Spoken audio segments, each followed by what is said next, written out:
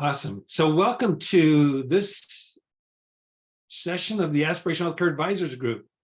And I think we've got a couple new people on, so we're going to give people a chance to introduce themselves. Jim, just go ahead and take a couple minutes and tell us a little bit about, came through our dear friend Cynthia Fisher. So share a little bit about your background. Yeah, thanks very much. I mean, it's probably the most relevant stuff began over 2 years ago with my interest in price transparency as it relates to some of the underlying fundamental economic dysfunction of the U.S. healthcare system. And in that area, I had been one of the kind of early entrepreneurs, let's say, certainly not the only one who was thinking about and did build a beta level online price search tool. And of course, it has not been able to access enough or complete pricing of hospital services because the data has not been fully made available yet. But that began an interesting journey into understanding the larger sets of requirements that hospitals and insurers are under, and to doing some work with Cynthia Fisher and patientrightsadvocate.org, particularly in helping validate and their publication of their semi-annual reports reporting on that hospital price transparency. But beyond that, my wife is a nurse for many years, so you pick up a lot of information by osmosis, and but most of my work is focused in these sort of economic areas related to healthcare. I wear another hat in another organization too, but I can get to that later. That's the short of it from me. It's nice to meet you, Jim. Thanks for joining the group. This is a group of consultants, advisors, anyone who's advising or encouraging employers on how to build their health plan to build a more aspirational model. So transparency is very much a big part of it. It's about alignment. It's about building healthcare with relationships. So you're welcome to be a part of the group. Wow. Well, thank you. Good to know. And then I won't monopolize the time, but I am a fractional executive with a firm that has packaged a level funded self-insured plan built on these kinds of principles. So I'll get into that another time, but yeah, very interested in, delivering employer healthcare plans that are proactive on price and quality and all that. So thank you. Really nice to meet you all. We'll have to do a one-on-one where we can get a little bit more acquainted. Sounds good. Look forward to that. So Adam, we're going to give you a chance to introduce Revive in a few minutes, but go ahead and just introduce yourself, if you will. Well, hey, everybody. Hailing out of North Carolina, the Raleigh area. It's hot here. Reformed carrier executive, did my full stint in sales, both in the commercial side, Medicare side, and even helped with some RFP responses nationally for Medicaid at United Healthcare. I've been a broker, an advisor before my past life, but ended up joining Revive Health and their sort of trek into virtual whole person care. So that's a little bit about me. Nice. And Vidar, welcome. Hi there. How are you doing? Just fine. Good. And you've had a chance to introduce yourself to this group, right? Yes, so I don't need to do that again. I've done that, but I'm with the Validation Institute, and we're having a conference the end of August for employers in Houston, Texas, with the Houston Business Coalition. Nice. Perfect. Well, one of the things, Jim, you talked about price transparency, and one of the things we generally give people a chance to share what they've learned, or if they've got any thoughts or ideas or successes that they want to learn. And there was a phone call I had yesterday that I wanted to share how that went. So a good friend of mine was telling me about a patient they were helping, and they had this claim that they were trying to work through. It was an Aetna claim for a hospital in Cleveland, Tennessee. Does anybody know where Cleveland, Tennessee is? Darn right, I know where it is. That's where my church is headquartered. Is that right? Yes. Well, Tenova Healthcare was the hospital, and he was talking about this outpatient surgical total knee replacement that supposedly was being done through a scope, but it's hard to believe they can totally replace a knee through a scope. Anyway, he was telling me about this bill that was like $105,000 for this knee replacement. And that was a discount because they had Aetna off of the, I think it was like $140,000 total. And I said, well, hang on, let's go to the price transparency, Turquoise Health, and let's look that up. And I just want to share with you, I'm going to share my screen, what we saw. So can you see my screen? Yes, sir. Okay, so total knee replacement through Tennova Healthcare Cleveland.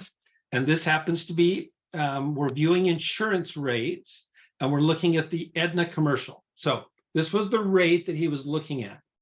Let's just take a look at some of the other contracts that that hospital has for that very same total knee replacement, and see what their cost is. There's 11,000. So we went from 105 to 11. That's a little spread there. Here's one that's Amerigroup, 14,000. Yeah, Let's take a look at Blue Cross, 34,000. shocking. Let's take a look at Cigna, 29,000.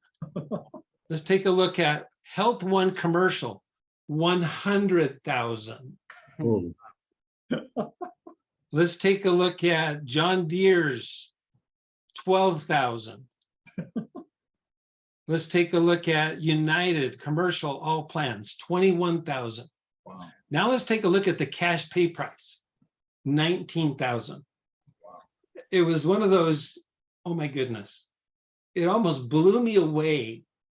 I mean, we know that there's huge variance, but that little experience yesterday was like, how can they get away with signing a contract, Aetna, with a hospital for $105,000 when that same hospital is signing the same knee replacement for $9,000 and $12,000 and $34,000 and $29,000. Anyway, I had to share that with you. Talking about the need for price transparency. Wow. He was having a hard time working Turquoise.health. So I said, well, let's just do it together. So I basically brought it up.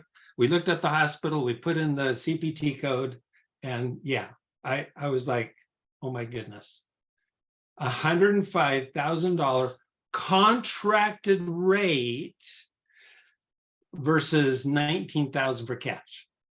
And some of those contracts were 9,000 under contract. So Jim, there is a huge need for price transparency. I couldn't agree more, and sadly, none of what you just showed is surprising to me. But I've looked at over 1,000 hospital price files over the last couple of years. And yeah, in fact, it's not just that we need transparency, but what I hope it leads to is a real change in the way hospital services are billed for and sold, and changes in the way hospital contracting is done, and the preventing price discrimination of such wide disparities between one provider and another. All of it simply tells us with absolute certainty that we have a dysfunctional, non-competitive economic market, or we wouldn't see these variances.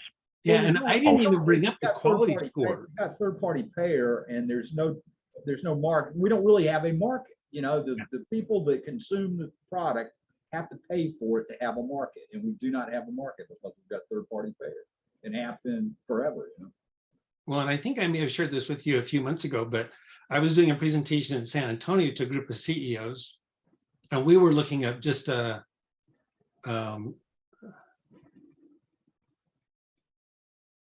torn ACL repair, and we were looking at all the different price variances, and they went from, I think it was 5,000 was the lowest, 72,000 was the highest.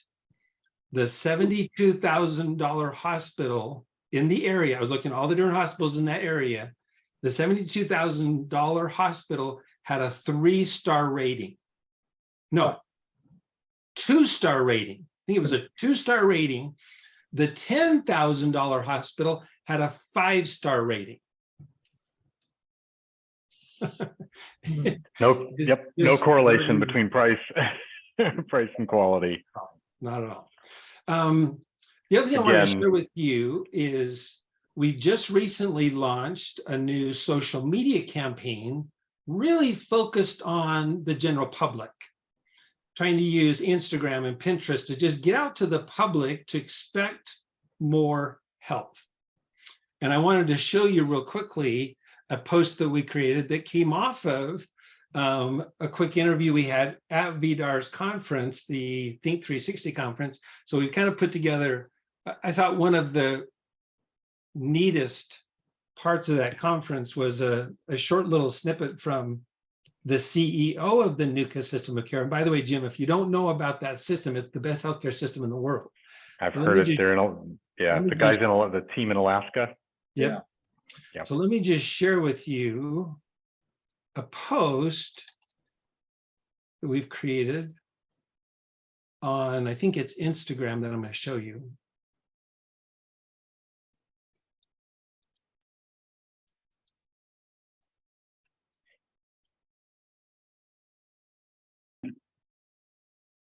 I heard someone say that, patients do better when they trust their providers. And I would turn that around and say healthcare can do better if we trust families and communities to know best what families need. I heard someone say that, patients will be able to comply, right? If we determine, what path is going to lead to wellness. And I think in our system, we think about that from the opposite perspective too, which is, how do we do a good job listening to people and families and using their direction to build a healthcare system that complies with their needs?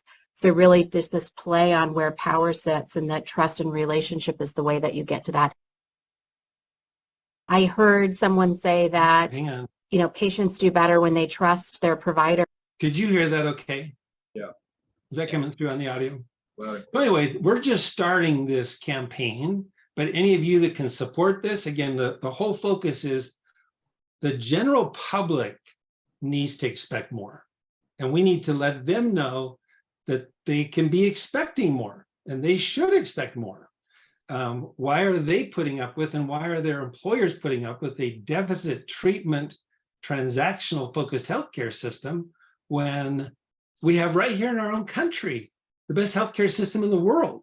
It costs half as much and is far superior in creating employee satisfaction, better outcomes. Anyway, so anything you all can do to support that, share it, follow us. It's called Expect More Help. And we're going to be doing lots of things along those lines, but we're trying to, again, drive this message to the general public as a part of this campaign. Any questions about that? that's great, Daryl. The other thing I wanted to update the group on is kind of where we are with the 2024 Aspirational Care Conference that we will be holding on the campus of NUCA in Anchorage, Alaska next year. A couple things that we're honing in on are some dates. It's not set in concrete, but we're looking at September 10th, 11th, and 12th. So easy to remember, 9, the month, 10, 11, 12. We didn't do that on purpose. It just turned out that way. Daryl, what days of the week are that? That is a Tuesday, Wednesday, Thursday. Okay, middle of it.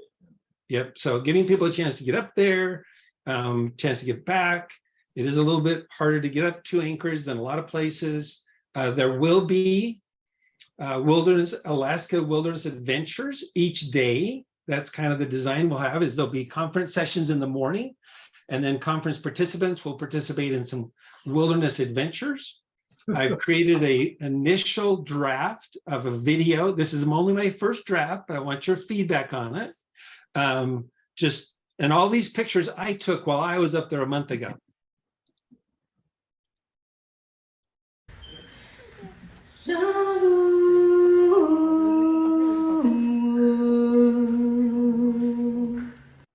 Hang on a second. Why isn't it? Oh, there we go.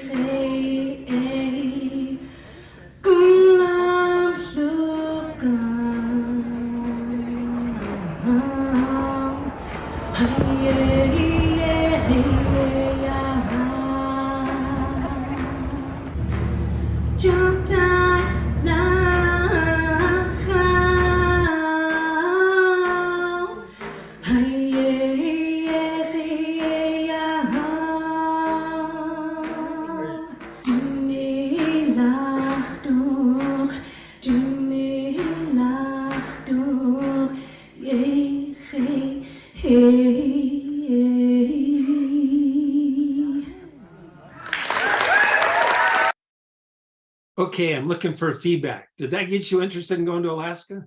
Well, I appreciate how you edited out the bears as much as possible. That adds to your adventure big time. Yeah, fortunately, there was a fence between me and that bear. Did you capture any northern lights while you were up there, Daryl? I did not. It was in the middle of June, and you don't really get to see the northern lights till about the middle or end of September. It's too bright. Got it. Anyway, so we're just starting to put together the pieces and the details. It's like still a long ways away. Next September is like 14 months away. So we've got a lot of time. We're just trying to put some of the bones together. We're not even putting the flesh on the bones, but looking for feedback, input, ideas, suggestions in terms of putting on next year's conference. Any questions relative to the conference? Do we need to know how to shoot a gun? I think that was Jeff talking to somebody else. Anyway, any thoughts? Any questions? No. Do we need to? No. I can't hear you, Jeff. I lost you. Yeah, Daryl, I think, listening to Dr. Eby at the what was it, the 360 conference? Was that what? Yeah. Yeah. The way that they understand how difficult it is for a family to take advantage of healthcare. He went through a scenario where somebody's got a particular problem, they're working 2 jobs, and how you've got to work the schedule. So, you've got to be able to reach out to them and be able to provide that care when they can access it. Right. And the degree of awareness they have to deliver healthcare and then do it as well as it can possibly be done is I've heard him explain that at least a half a dozen times, and it never gets old. It never gets old, does it? It's amazing. I mean, it is so transformational and opposite to the way we do healthcare. For a guy that is to be as credentialed as he is and be able to perform the kind of healthcare that he can, for him to take the time to really learn how to, how can I best serve people is right. It's unbelievable. It really is.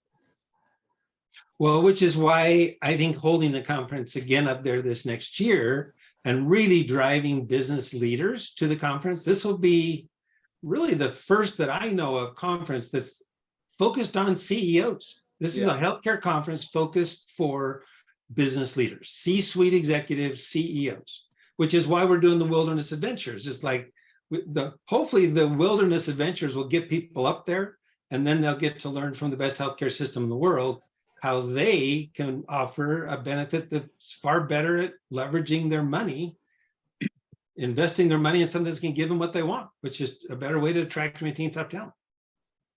Any other comments before we jump into today's presentation? Oh, does anybody else have anything you want to share that's new, any successes, any new information you just learned about that you want to bring to the group? I'll just say I was very grateful for your interviewing Jay Hoffman with Walmart.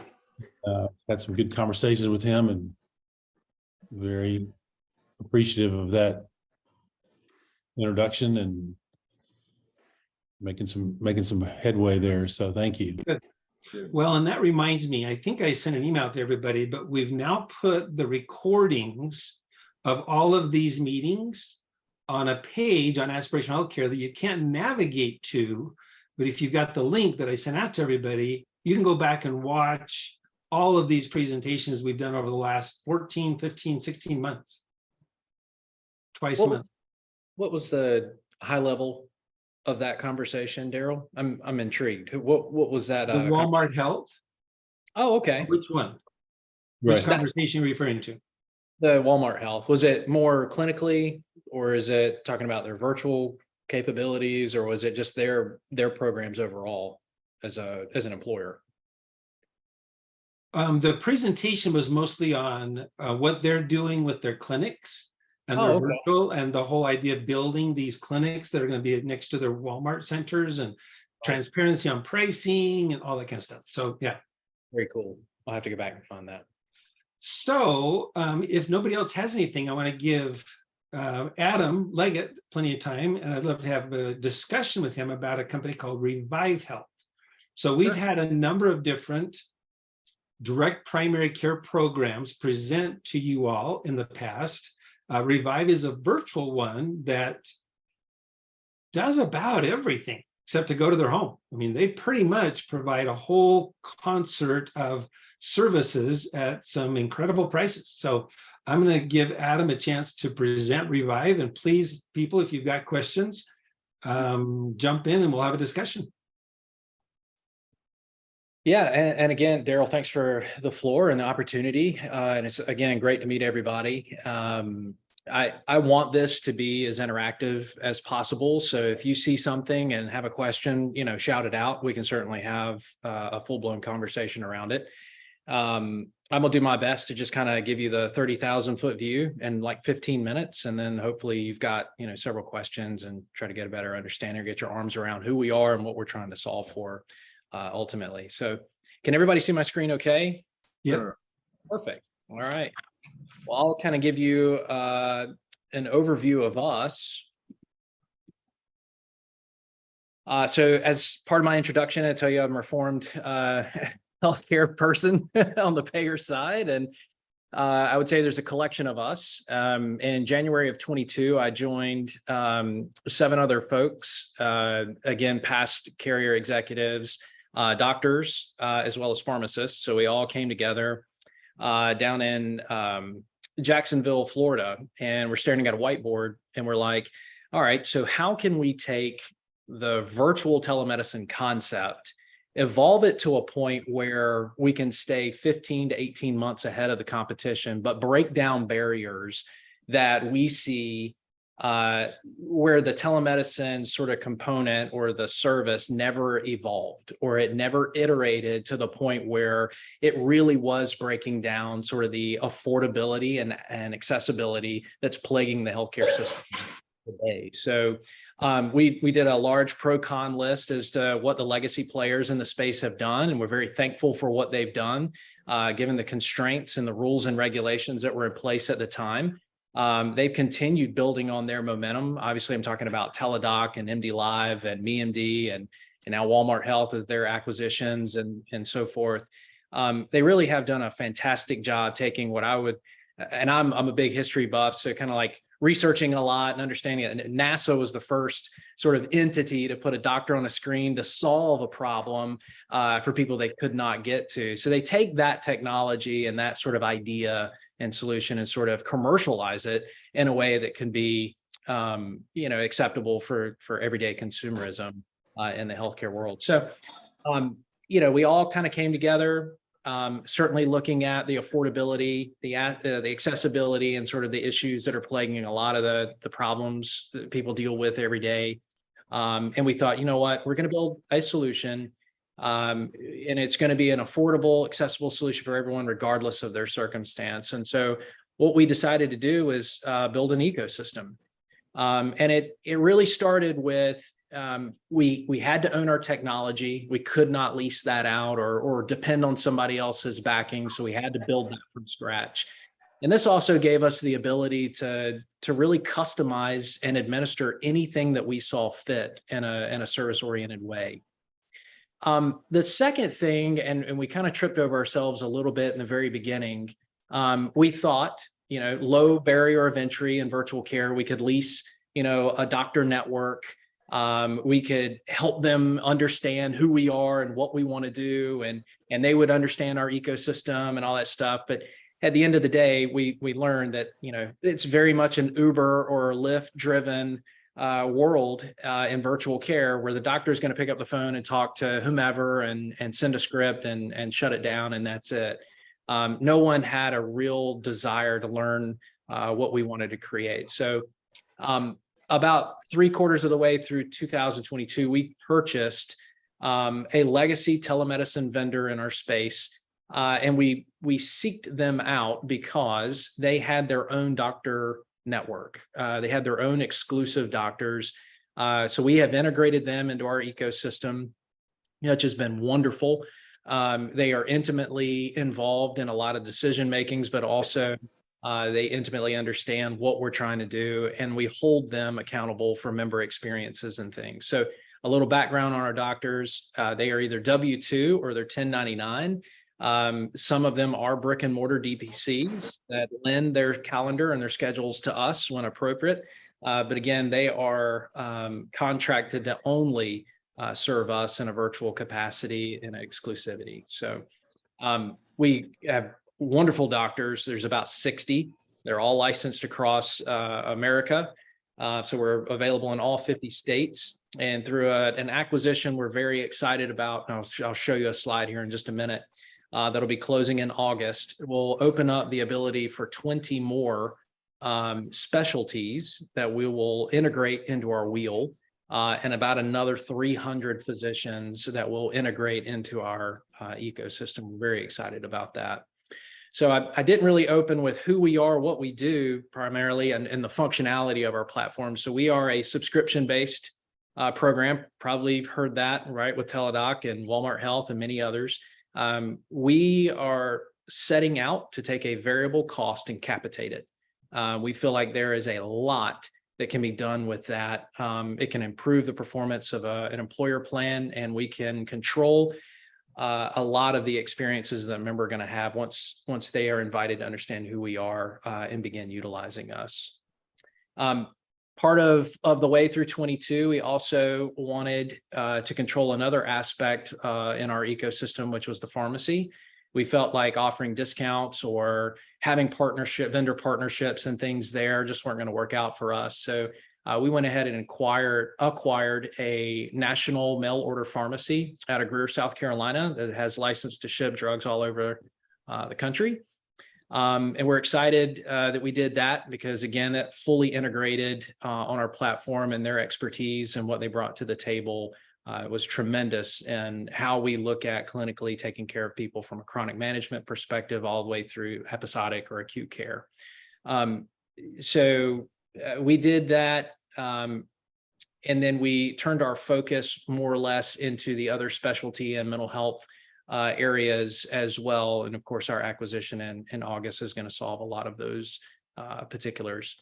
Now, I'm going to be the first to tell you, designing plans for United Healthcare, implementing Teladoc for 10 cent PMPM, and walking away after a fully designed product portfolio or a fully designed sort of product suite, and thinking that I was going to get more than 5% utilization was almost laughable. It was always less than 5%. And one of the things that we talked about as past payer employees, clinicians, and pharmacists is we've got to find a way, quite frankly, to connect in the system. If we can do that, then we can be impactful. So imagine, I want you to imagine with me a funnel, and let's say we're Teladoc, right? A funnel of people coming into the top, getting exactly what they need. And at the bottom of the funnel is a door, right? And the door is shut. So they get what they need and they're right back out to the top of the funnel. Nobody understands what happened in that person's sort of world or life, especially if they walk into a brick and mortar to their own PCP or specialist. They have no idea that this episodic care happened. Right. But we have a problem with that. So we solved for it. So we have a phenomenal partner and also advisor to our company to supply an interoperable medical record. So now the funnel is open. The door is open below. And of course, we have advocates and we have navigation so that as things happen on our platform, they are encountered. The SOAP notes fall to our interoperable medical record and they're pushed out every day to the HIE. So it's a health information exchange and it updates the Epic EMRs, the Cerner EMRs, the other ones that, independents that may use, Oracle, things of that nature. And then bi-directional, we're able to ingest that data as well and really put ourselves in sort of the driver's seat and understanding what somebody's chronic or clinical problems they may be dealing with, but also able to take care of them very quickly through episodic care as well. We have been very successful in piecing together relationships with TPAs and sharing the ICD-10 information as well as pharmacy data so that we become sort of a very integral part of curbing the cost of care, but also providing extreme access for the members of a particular plan simply by engaging virtually. And a great example of that, I'll just tell you straight up, is myself. I'm in North Carolina. My doctor is part of UNC Medical Systems. I just had my annual physical in July. I walked in, had a normal physical. They ask you a litany of questions, obviously what's going on.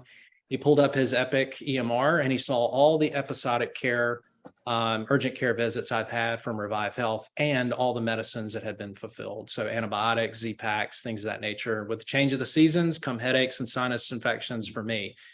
So he reviewed that with me, asked if there was anything else of concern. I said, nope, that's my virtual primary care and urgent care platform.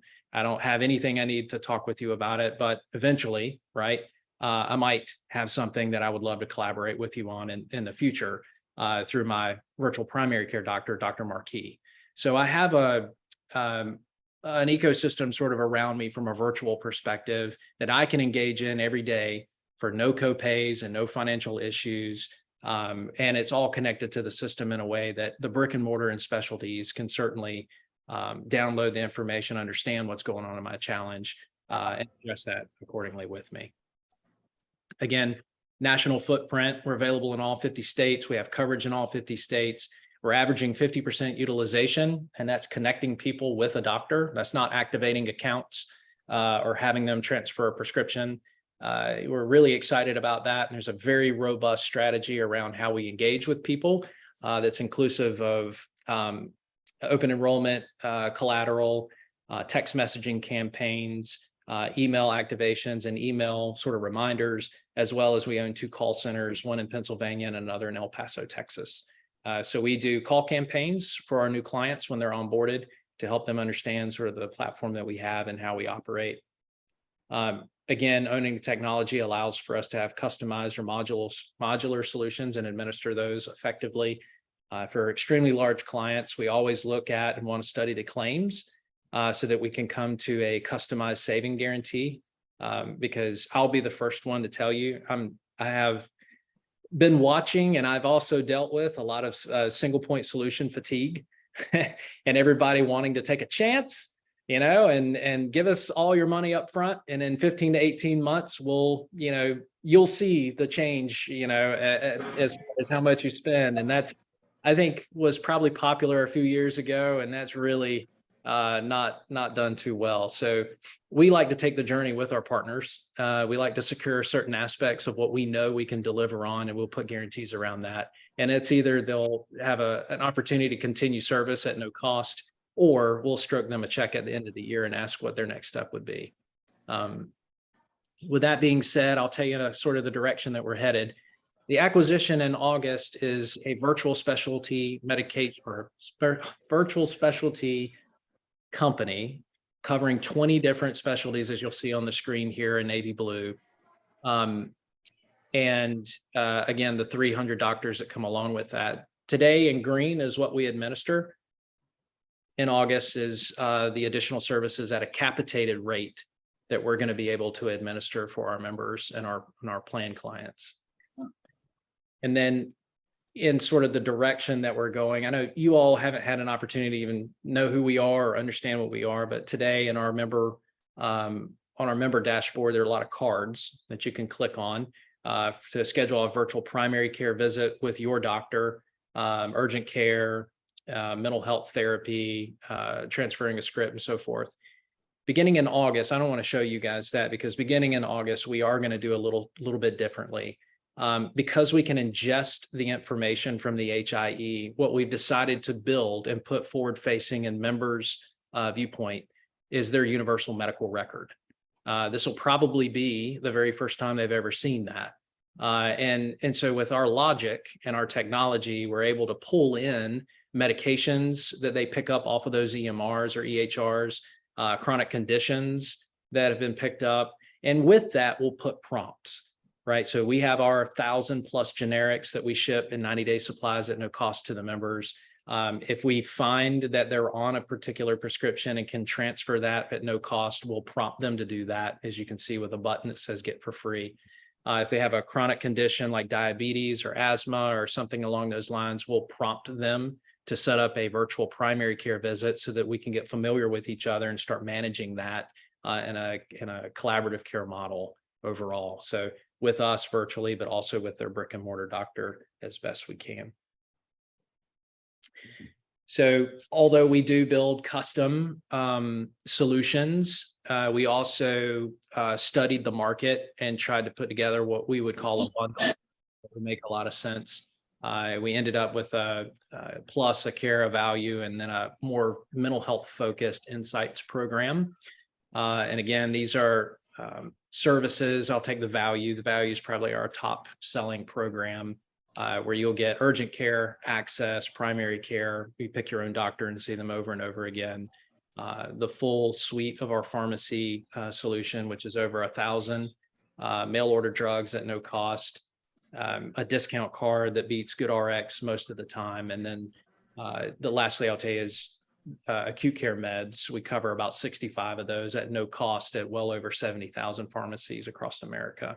And then of course, mental health therapy, where they can line up therapy sessions with the same therapist over and over again for a litany of different challenges. I believe it's what I have, and it's, I'll leave this up. I don't really speak too much to this slide. A lot of people like to ask, well, what is it about urgent care that you want to learn a little bit more about, or primary care or mental health or the pharmacy aspects. So I leave this up, so just kind of bounce Q&A back and forth and see if you guys want to get your arms around it a little bit better. So I'll pause. Adam, do you want to share at least a ballpark of what those different products are going for? Can you give us a kind of an idea as to what each of those are being priced out on a monthly basis? Yeah, I'd be glad to. I'll tell you what, I'll stop this and I'll pull something else up. Apologies. I think it might be a little bit more helpful.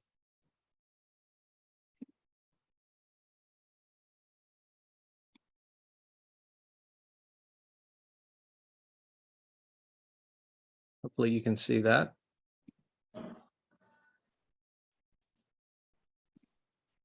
So with our value program, it's our core services and primary care, urgent care, mental health therapy, and our full pharmacy suite.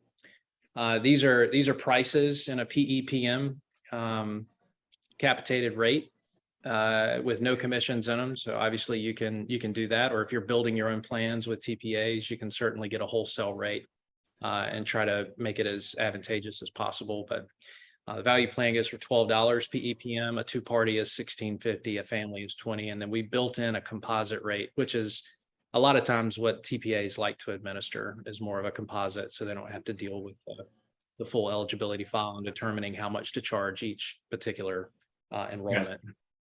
The care program is the same as value, but then it adds a physical therapy aspect to it. So we have a great vendor partner with physical therapy, and we also have a great vision program that's meant to support your current VSP or IMED or whatever the vision insurance you might have in place. And then this vision program is access to a company called XP Health, where they can renew your prescription one additional year, and it provides 2 $180 allowances to be spent in their virtual store. And it covers a lot of glasses, dailies, contacts, or monthly contacts, or 2-week contacts.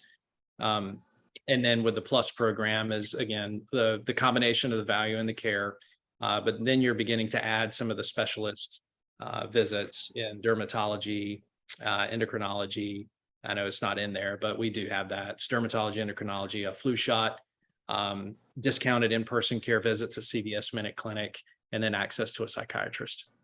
So go back and say that again. The in-person is through. It's just a discounted visit through CVS Minute Clinic, but I'll go into, CVS. I'll go into a little bit more detail around in-person care. So one of the other advantages of our technology is that we can partner with DPCs. If there's a single situs employer with, say, 500 people in one particular location, we can marry a DPC to that location, and they're responsible with seeing the employee base on 8 to 5. And then we wrap the rest of his or her facility with the rest of our benefits. So after hours urgent care, mental health therapy and support with coordination with the doctor, our full pharmacy suite and so forth. So it becomes a great marriage, quite frankly. And then other aspects, for example, there's an RFP that went out in South Texas for the Brownsville Independent School District. It's about 6,500 people. We submitted a collaborative proposal with the South Texas Physician Alliance, where we'll work in collaboration with them and Asserta Health. So there's a triangle approach there to take care of the members that live in that region in the Rio Grande Valley. Nice. What questions does the group have? Adam, when did you go live on this? 1/1/23? So we went live with this 1/1 of 2022. Oh, okay. We obviously stumbled a little bit, to be fully transparent with you. I can do that because I was employee number 7. But I'd say in May, we really found our footing and began working with a lot of consultants, advisors, really started stretching our wings out with some TPAs and some captives. What helped us a lot was our actuarial study that we had performed on our product that proved 2.5 to 3 to 1 ROI in hard costs. So we took that to a lot of stop loss vendors, which really caught their attention, and the fact that we would customize, specific guarantees around savings and stuff. So we began achieving decrements to stop loss quotes. And then when that happened, that really started putting fuel to the fire. So I guess a better way to answer your question is, as of today, we have 1.8 million members that we serve. We've grown tremendously fast and have built our back-end resources to accommodate that. We are projecting somewhere around 4 million members served by the end of the year. And that has a lot to do with about a 3 million man contract that I had signed as of 2 weeks ago. That was a nice case. That was a nice case. Between that and we did just recently ink a deal with a major hospital system out of New Mexico. So we are providing our technology as an extension to triage care and open up their facility a little bit more, but also from a specialist perspective. As you know, people who may go to the hospital and need follow-up care in a dermatologist office that might be hospital owned, we will help with that. Doesn't necessarily help our conversation today and what aspirational health model means, but we're showing sort of our flexibility and providing, again, a better access point for a lot of people that don't want to go into in-person care and want to try to figure out how to take care of themselves. Well, you're absolutely giving the bucas a black eye. I mean, No, you're that was just, the point. and you talked about your experience with your physician at UNC Healthcare. I mean, you're sitting there talking to him, and in his mind, he's going, "My God, we're getting killed here. We're losing all this business. This is insane. We got to do something." I mean, it's like, oh my goodness. Yeah. I tell you, nothing but admiration for what you're doing here. This is incredible. This is great. Well, thank you. Adam, do you have a sweet spot in terms of size of employer or nature of employer, like school districts versus manufacturing versus something else? Yeah, it's a great question. I'll answer it from a funding level first, and then I'll go into industry specific. So, as you know, fully insured is not going to bring about the type of savings. It will bring about access for people. And if that's something that they're looking for is better quality access to physicians that are connected to the system, then that we would be an answer to that. But again, a PEPM model on something that's already unaffordable is going to be a tough sell. So level funding, we find that our pharmacy program sold a la carte helps with offloading the volume of prescriptions and therefore providing an opportunity for a higher surplus at the end of the year to be considered. Also access to PCPs and other aspects of our program that somebody might find advantageous. But our sweet spot really is in that self-funded space where, the plan can really be built around us. We can be a virtual first step, right? We can drive members to us first to establish a relationship that can be connected with the system and also provided as sort of a second tier opportunity for even after in-person care to be a post-care follow-up solution to stop the co-pays and the additional egregious billing from clinical systems and things of that nature. So we find that. Now, industry specific, it's fun to have built more of an end-to-end solution, I would say, than probably our competition, meaning that we can put you in touch with a doctor or a therapist, but we also put you in touch with, pharmacy, prescriptions and things of that nature. So it's more of a start to a finish than just an open-ended, can I even afford the medication, maintenance medication things. So that lends sort of an open lens and open hand to a lot of the part-time hospitality, that sort of workforce that's looking for answers. They're looking for something. They can't really afford just the traditional major medical plan. The short-term medical is not an option really for them. We can be the option, especially for employers in the restaurant hospitality space. But we really are finding some great strides. As you know, the majority of self-funded employers in America are blue-collar workers. And so we attack that into those industry specifics pretty hard. The trucking companies, the manufacturing companies, the construction companies, so on and so forth. They're the ones that are really hurting. They're the ones that are trying to keep and retain talent. They're trying to find ways to reduce the healthcare spend. And there's not a whole lot of answers out there in the world of BUCA. And so they have to start looking externally, whether it's a combined effort with an RVP solution, and hope that they don't have the type of noise that usually comes along with that. And we can help shelter some of the noise in that as well. So not a whole lot. And give me a sense for how large your transparent PBM was before you bought it. How many customers did it have when you acquired it? Yeah, so we didn't acquire a PBM. We actually acquired a PBA, Pharmacy Benefit Administrator. Okay. But they had the licensure and the ability to holistically source in the U.S. all the medications, and we typically dispense generics. We don't mess with brands. We don't mess with specialty drugs because we knew, quite frankly, that we didn't want to get in a fight with the BUCAs and mess with rebates and mess with all the things that can come along with the PBM sort of strategies. Now, what I will say is, for a PBM relationship that's currently in place, we would just sit nicely on top of it.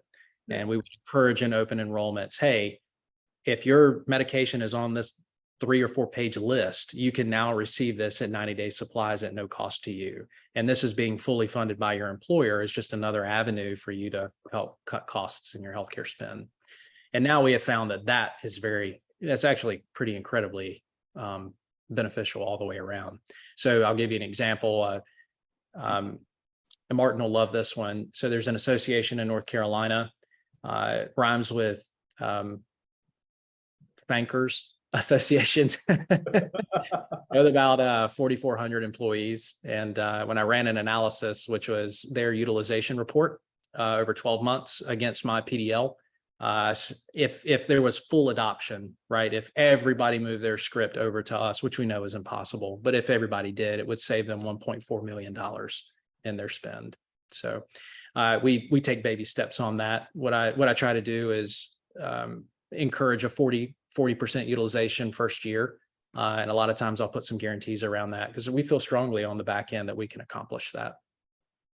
Adam, probably the generics you guys offer, what, but 90% of spend theoretically somewhere in there? It's actually, yep, it's about 80 to 85% of spend. Okay. It's the 200-ish most commonly prescribed generic medications. And I've got a full list of those, and Daryl, I can send you all kinds of information that you can disperse amongst the team here, but Okay. happy to Other provide. questions? Well, Adam, I just morphing off of that, probably what you guys deal with is probably 80% of the services that a self-funded employer would have employees access in a year's time, I would guess. And you're doing it for, less than $20 a month, a couple $100 a year, That's correct. That's really what we wanted to create. We wanted to, there's a small profit margin in there for us, Martin. It's not egregious by any means, but we knew that doing this was going to upset the bukas, and we knew that we were going to effectively create better access overall. And then we love the fact that we're connected to the system in the meantime. So we're going to continue our trek of finding creative avenues to control variable costs, and continue partnering with the right vendors and creating the right partnerships to really build out an effective strategy that will be something that we rival the bukas with. Well, and I'll just mention that I learned about Revive through Acerta. So Revive and Acerta are working on clients together. And when you take the Revive primary care and secondary care package on a subscription level, and then you pay for everything secondary to that with a cash pay strategy, it's a pretty attractive package. It's amazing. Thank you for mentioning that, Daryl. Acerta is a wonderful organization, just as much as yours is. And, they've been a phenomenal partner for us, as you can imagine. I'll give you an example. The problem with TPAs today is that as wonderful as their call concierge and member sort of directional services and all that are, they can't jump into action until a pre-cert.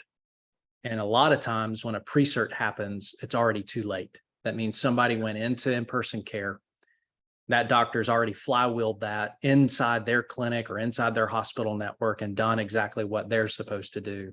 And now it's a negative experience in that the TPA is trying to convince the member to not go to that facility, to go somewhere else. And they're actually, what they're doing is making them choose one over another. Well, my doctor said that I needed to go here. And we all know how that conversation goes. So what I'm able to do is really put people in the moment of care. Yeah. Our doctor sees an opportunity for a referral. Then within 24 hours with our advocates, we're already pushing that member to Acerta, who's already looking for the next step of cash pay centric opportunity at a specialist visit. And then, of course, we're all connected, so we understand the post-care follow-up around that. And so we keep as much as we possibly can in our ecosystem without it hitting the plan. Hey, Adam, can I throw in a quick question for you too? Yeah, great. Hey, just when it comes to rudimentary thing, like, someone needs labs, how do you handle those little basic needs along the way? Yeah, so that's a great question. Flexibility around our advocates. So we do offer discounted labs through our platform with LabCorp and Quest. It traditionally is about between a 50 and 80% off to just your regular traditional labs. But we'll also ask, right, that part of the enrollment and integration process on the front end is, what type of major medical insurance do you have, or what kind of setup do you have? And we analyze, what type of benefits, they may have at their fingertips. So if it's easier to run their labs through their major medical insurance because there's a small copay for it, or if it's at no cost, our advocates are going to do what's advantageous for the member. But if they were to utilize our platform for it, we would submit the work order, they would purchase the labs, they'd go to the facility, they'd have the blood draw, the results are uploaded to our dashboard, and then our doctors would reach out to that person saying, hey, we need to have another conversation, right, around the results of your blood work. Yeah, that's great. And just to understand the patient experience, you said if they go through you, then your team identifies the physical location, sets up the appointment, puts it all into action. So it's simply telling them go there and have the blood draw. You got it. Is that right? Yeah. Okay. No, that's great. Hey, and then if I could ask you real quick, on the very front end, when a patient wants to schedule with you, is that app driven, phone in driven? What's the process for that front end patient experience? That's great. Another great question. So we're web-based today, and we're fully, mobile phone sort of available, right? You can log in by your mobile phone and do all the things that you need to do. But it's as simple as scheduling an appointment.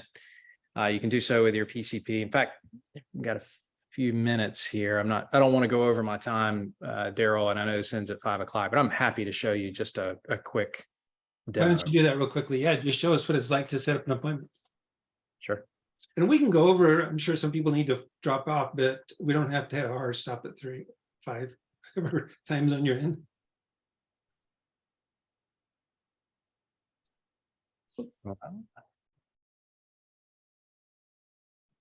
We went to our website and clicked login. This is me. I don't mind sharing this with you all. This is our card setup as it stands today. And if I wanted to create a virtual urgent care visit, there's a couple things that we did here from a functionality perspective. If you're using Teladoc or some of these other services, just know that you have to answer 40 questions and log in your credit card information. We got away from all of that. There's a $0 visit for us. So you choose yourself,